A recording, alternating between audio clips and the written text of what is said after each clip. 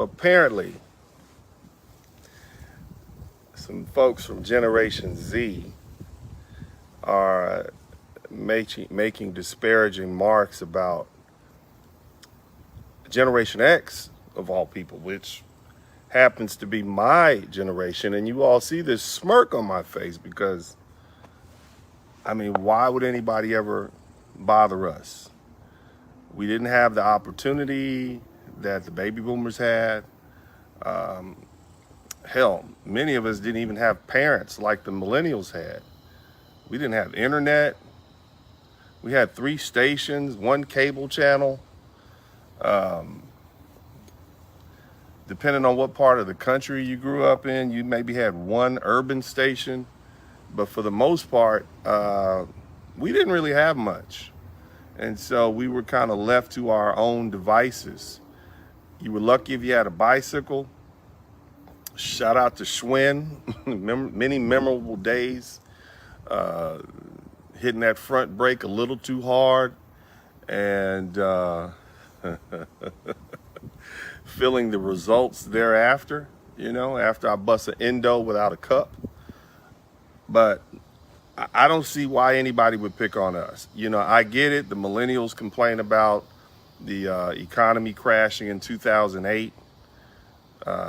This was right when they came of age, when they were getting out of college. And I know that you were promised that 6-figure job straight out of college with your bachelor's in arts in Afro science, dance theory. But that didn't work. And you had to deal with an economy. And then, of course, this was after 9/11 happened. So the world was different, much more difficult to travel and to get through TSA. But I don't think you all realize what we had to deal with. In 1974, when I was born, and mind you, Generation X is from basically 1965 to 1980 or 1979. So, in my opinion, and the way I look at it, we were the bastard children of the baby boomers. We were the children that came about after they had those one-night stands when they were in their 20s, still haven't built themselves up, some teenagers. And we were the trial kids. We were the kids they had when they were getting themselves together. And so for the most part, they didn't have enough time to even spend with us to properly raise us. So we kind of got guidance, and I'm not trying to disparage the parenting skills of the baby boomers, but I'm saying it did leave something. There were some absences and some deficits in their parenting skills. So for the most part, we were just thrown to the wind. I mean, there's really nothing they can do. 1970s, we start popping up. And at this time period, we're fresh out of the Vietnam War. You had a population of young people who are over-sexualized, and now they're entering into the market. The generation before them, our grandparents, kind of looked at them like ne'er-do-well heathens. So there was always a little animosity there, especially considering that they had gone off the beaten path. Everything that the greatest generation put together, the baby boomers kind of said, we're good. We're just going to smoke our weed and, eat our mushrooms and get wasted on LSD. And that's kind of where we are. And so the kids kind of suffered. Many of us grew up in homes where you didn't have a parent home. Either both parents worked, you had a single mom raising you. Divorce was a new thing, especially around about the 90s. And so as we came of age in the 1980s, you got to understand that, we were dealing with threat of nuclear war all the time. Like, we thought we were going to die. Russia was still over there. You had Mikhail Gorbachev, Ronald Reagan, and they were always going back and forth. So we had nuclear war. Then in the early 80s, when some of us were hitting puberty and whatever, AIDS popped up. So now everybody's thinking, oh my God, I'm gonna catch AIDS and die, right? Because nobody really knew anything about it. Technology wasn't what it was. You really, if you didn't hear about it on the news, it's not really anywhere you can do any independent research, because the library would be the only place that you could actually learn about things. So it's not like you had Google at your fingertips. So you were kind of left in mystery. So these are the things that we began to grow up in. And then, of course, around about 1985, the crack epidemic hit. And people were doing dope, people were doing drugs, gangs were around. So the social life was a little different. And so for the most part, we didn't really have any coddling or nurturing. So we grew up like vagabonds. Your parents would let you out to go to school. Typically you had to feed yourself. I mean, here's some crazy. People always talk about how the children, and I want you to understand how we were raised. The constant threat, the gang banging, the drugs, people dying, kids getting kidnapped. My God, at least you all get an Amber Alert on your phones. When I was a kid, they gave you a milk carton that you got from the store, and as you're eating your cereal, and you turn that carton around, there was usually some missing kid who had been kidnapped. So as you're eating your cereal, getting ready for your long walk to school, you're reading about casually some kid your age who got snatched up by somebody. So this is what we had to deal with. And so we had to always keep our wits about us. I would say that Generation X probably didn't have a childhood. We had to grow up quick. So we've been grown a long time. I remember things like I'm 8 years old and I'm taking care of my 6-year-old and my 5-year-old, and we are walking 2-3 miles away from home in the urban inner city.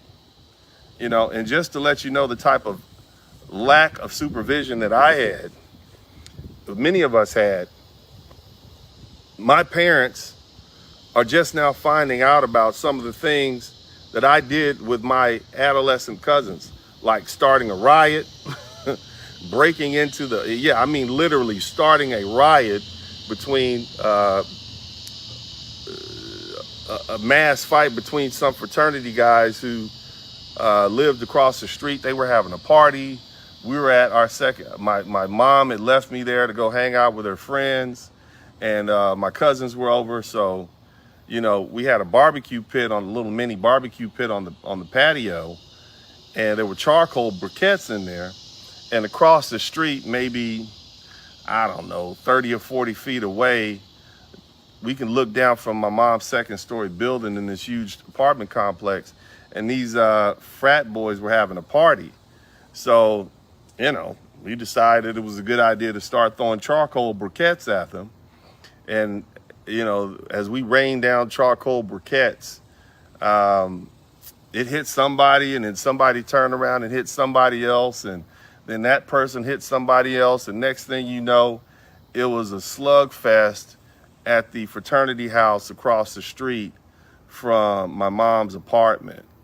And like, my mom she just now found out about that, and I'm 50. You see what I mean? And this is stuff that we did when we were 8. And there's just so much other stuff. Breaking into the local schools, the public schools, breaking into the bungalows, vandalism. I mean, we would do stuff like jump from rooftop to rooftop with a 10-foot fall in the concrete to catch you. These are the sort of things we did, and our parents didn't know. Now contrast that to these new generations, right? And that's just the tip of the iceberg. But you new folks, you got helicopter parents. They drop you off at school. When I was a kid, I had a conversation with my mom about possibly, hey, Mom, what do I do if we get kidnapped? What do I do if somebody trying to kidnap? She said, run. Just don't get kidnapped. Like, wow, okay. You got 3 blocks to walk. Mind you, I'm in the 4th grade. You got 3-4 blocks to walk down the street. Make it there, make it back. Keep your wits about you. This is the advice you're giving a 10-year-old.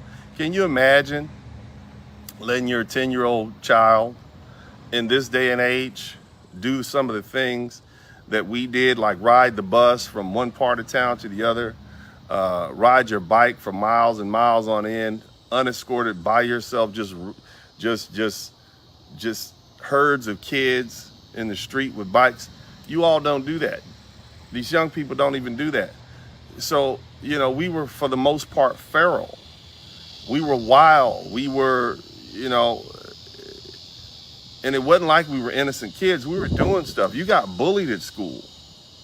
I remember I came home crying one day after I got, roughed up by another kid. I'm 5. And my mom said, hey, if you don't fight him and beat him, you're going to come home and you're going to have to fight me. And so what other choice do I have? I had to fight. And so, for the most part, this is who we were. Nobody coddled us. We were on our own. We had to cook for ourselves. We had to shop for ourselves. I would walk. I lived over by USC in South Central Los Angeles on 37th Street. I would walk to the USC campus, 6, 7, 8, 9 years old, across to the USC Village, watch a movie for a couple of bucks, and walk back home in the dark by myself. Ride the bus for dozens and dozens of blocks. Ride the bus to the beach, sometimes by myself. And so, this is a different kind of generation, very resourceful, very tough. And I don't understand why a generation of people who were raised to be soft would pick on us. Because, the truth is, and I'm going to say this, and a lot of people say it, we really don't care, in that we really don't care about fighting. We really don't care about you being in pain. We don't care about your feelings. And that's how we were raised.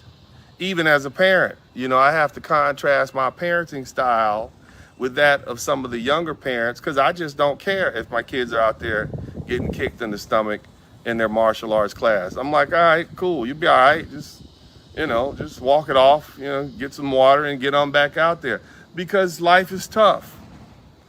And, I try to be empathetic with people, especially these folks who have these alternative genders and whatnot. I try to understand, but I don't care, and I don't know why you don't care if other people have something to say to you, because we really don't care. The other thing about Gen X, you can't punish us because we don't care about being alone. Most of us were raised alone. We literally came home, stayed in the house. We were there from the time we got home from school, maybe watched some TV, Transformers, until the commercials washed out. I used to watch Transformers, and then I would watch Three's Company, and some of those other shows, and then the PBS shows would come on, like Wild Wild America, Wild Wild World. I'd watch that stuff, watch my routine. I'd stay up late to 11, 12 o'clock watching Johnny Carson back in the day, and get up in the morning, get myself dressed, and be at school by 8:30 or 8:15. So we pretty much are independent. We don't really care what you think. We don't care about your opinions. So we don't care about your physical pain. And although we don't typically pick on people, because we learn very early on, if you pick on something, you might get your butt kicked, or at least you'd have to fight. So we don't bother people. But if you bring it to us, we're gonna bring it to you. See, those millennials, they kind of care. And the reason they care is because they were the generation of children that the baby boomers raised after they got their crap together. They were the ones that were raised in the suburbs. Mom had a station wagon style Volvo. This is the soccer mom generation. They were catered to. They had all the nice stuff for Christmas. People loved them. People cared about them. Yeah, we didn't get that, so we like, all right, whatever. We grew up on gangster rap and heavy metal. This is what we grew up on. Our favorite hip hop artists are dead.